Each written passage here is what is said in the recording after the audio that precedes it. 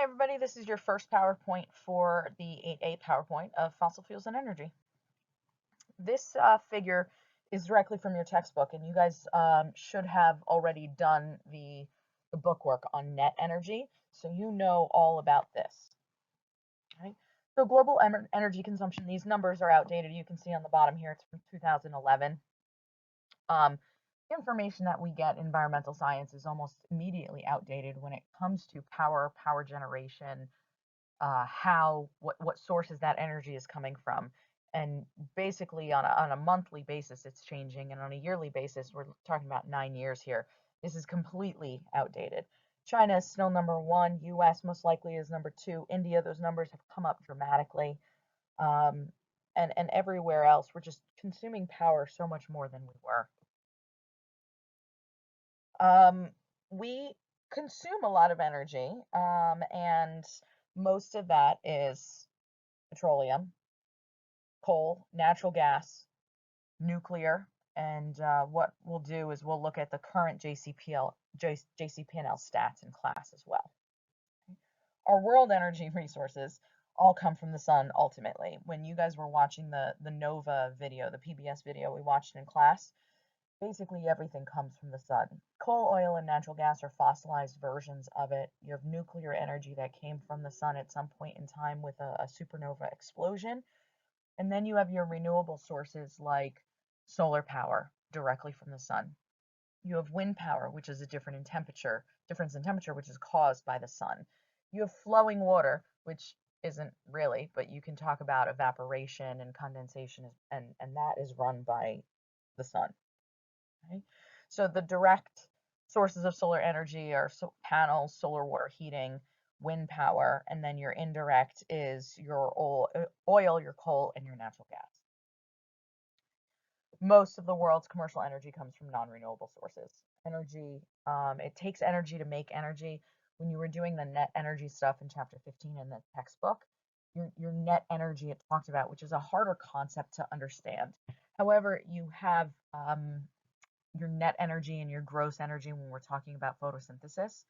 So your net energy is what you get at the end. Your gross is the total amount of energy. But then what you need to do is you need to subtract all of these different things. In plants, it's the whole process of photosynthesis and everything like that. Whereas with fossil fuels and any sort of energy, really, it's all about the energy taking to extract them, to process them, to transport them, to make it into, to step up and down that electricity. So as far as energy efficiency goes and net energy, all of our energy sources are relatively low.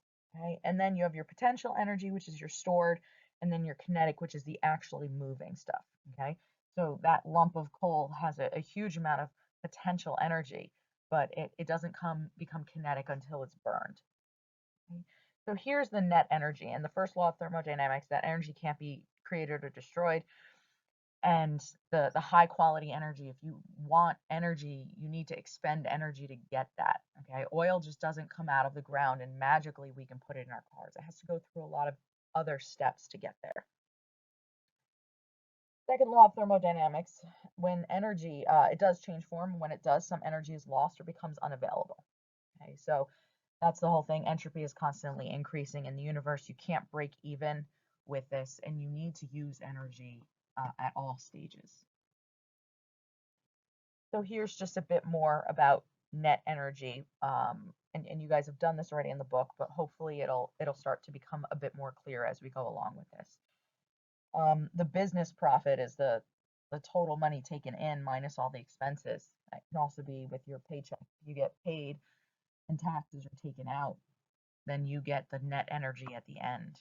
Okay? Conventional oil has a high net energy ratio. Most of our fossil fuels have high net energy ratios because we've been able to kind of hone in on this whole process of extracting, processing, and transporting all of these fuels. Coal is mostly your carbon and impurities. Your oil is your hydrocarbons and impurities. Natural gas, the hydrocarbons, and the largest component of natural gas is methane. Your combustion is that exothermic reaction that releases your heat, which then is used as the energy. The impurities within these hydrocarbons cause pollution like sulfur and mercury. imperfect combustion. Okay, your engine isn't running, you're not burning everything. That causes pollution like carbon monoxide, carbon particulates, and different nitrogen oxides. Okay, we're going to take a look at a lot of those kind of later in Unit 9 when we really get into air pollution. This is crazy. Take a look at fossil fuels in the homes. So I'm just going to go over number one. You have solar panels. Solar panels, it takes fossil fuels to make them. The metal for them is mined. The silicon used for them is mined. And we use fossil fuels in all of those steps.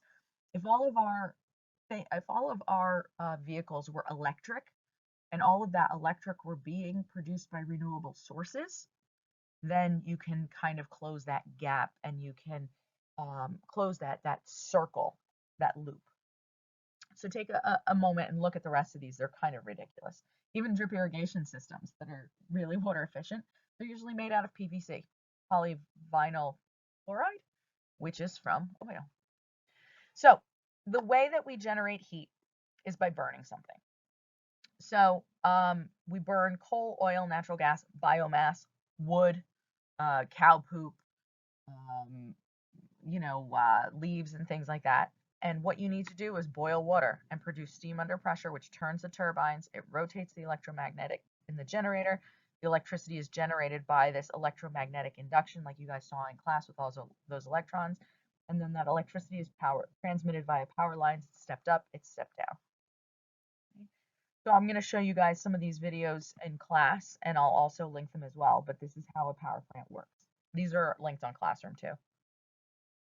So fossil fuels, these are all your different advantages. You can pause this and take a look at it. I'm not going to go through them. These are all your disadvantages of fossil fuels. Same thing. I'm going to pause them. You should pause them, take a look at them. I'm not going to go over them. Coal. It's burned in power plants. It generates a lot of the world's electricity. It's inefficient and it's dirty. In New Jersey, we have 7 different coal burning power plants. To the west, there are 78 coal-fired power plants at 40 locations. Okay? As you guys know, our prevailing winds come from west to east. So we're getting all of the emissions from, you have to the west of this, the Ohio Valley, you have Pittsburgh with all their steel and their smelting, and you have all of these and all of these toxins and these air pollutants and emissions flowing towards Jersey and New York. We have lots of coal reserves. North America has the largest coal reserves. It's the world's most abundant fossil fuels. In the Appalachian Mountains, old mountains, we have lots of coal, and it's not good coal either. It's bituminous coal, so it's not the cleanest burning. Right? So here are your 4 stages of coal, and I'm going to show these also to you guys in class. So peat is not a coal. It looks like a clump of decayed leaves that has been pressed together. It's because it's partially decayed plant matter. It's found in swamps and bogs. It has a very low heat content. So you burn it and it's not going to burn super hot. Okay. It's also the softest and it's the dirtiest burning, as you can see on the bottom here. Okay. There we go. And then as we go, you have anthracite, which is the hard coal. This is the hardest and it's the cleanest burning. It's the most desirable fuel because it's got a low sulfur content, but supplies are very limited in most areas. Okay. Then you have lignite, which is brown coal. And then you have bituminous coal, which is soft coal. But this is what we have the most as. Okay. It has a high heat content. It has a high sulfur content. And it's what we have the most of, but it's not really ideal to burn. So when you're talking about peat, you go to a peat bog and you can harvest these basically bricks and you dry them out and then you can burn them. China, the US, and Canada are the 3 largest coal burning countries. Coal consumption is insane in China. There are a lot of illegal mining operations. You have a lot of miners dying every single year there as well. When coal burns, it produces carbon dioxide and energy, and then all of those impurities are released, and they come out in these particulates with soot. And then, just like if you're burning wood, you have this ash left over, and that's what we call coal ash. Okay. These are more air pollutants: soot, carbon dioxide, mercury, radioactive materials, and coal is cheap because we don't take those environmental costs into consideration. Here are emissions per unit of energy produced. So coal-fired electricity is huge. Okay, its percentage of emissions. Synthetic oil and gas produced from coal, and then you have coal. Okay, you're saying, how can coal-fired electricity be 286%? And that's because you're losing so much energy to create that electricity. So the net energy becomes very low. Tar sands, oil, natural gas, nuclear fuel, and then geothermal. That's your carbon dioxide emissions. Okay, coal and natural gas consumptions are both going up. And then you have coal ash. That's the stuff that's left over. It's highly toxic. It has arsenic, cadmium, chromium, lead, mercury.